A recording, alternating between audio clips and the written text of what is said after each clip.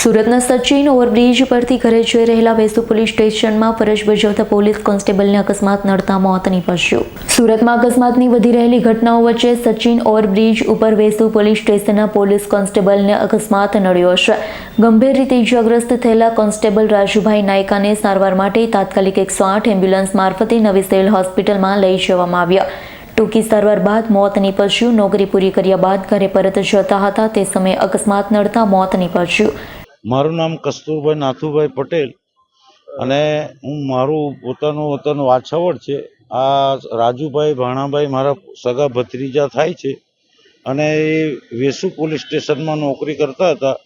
ગઈ તારીખ 20 એમની નોકરી પૂરી થતાં એ પોતે પોતાની મોટરસાયકલ લઈ વાછાવડ ગામે આવતા તે દરમિયાન સચિન ઓવરબ્રિજ આગળ કોઈ